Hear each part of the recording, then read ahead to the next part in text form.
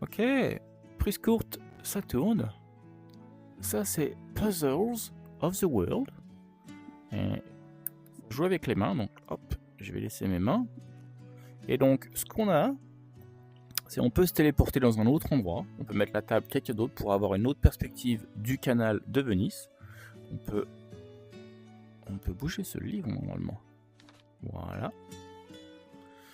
On peut avoir une différente perspective, donc on peut aller de l'autre côté du pont, on peut aller de ce côté. On peut faire le jour ou la nuit. Donc là, je suis de jour. De nuit, c'est sympa aussi. Mais pour l'instant, on va rester de jour, pardon.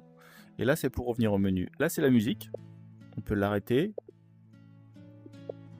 Voilà. Et donc, là, on a notre puzzle. Et donc, on a ce qu'il faut faire. Là, on va avoir des petites introductions sur l'historique du canal. Voilà, donc on peut lire. Donc, c'est en anglais. Hein. Donc, une photo de Romain Cholet. Ça paraît bien français, ça.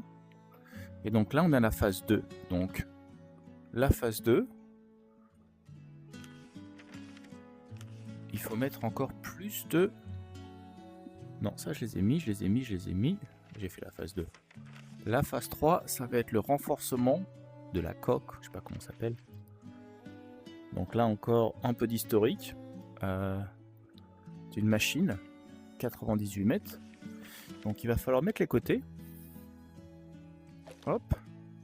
Donc quand on se rapproche du puzzle, ça se met automatiquement. Ça va être en haut. L'autre côté. Ensuite, on va prendre ça. Voilà. Et ensuite, je sais plus. Donc on va regarder.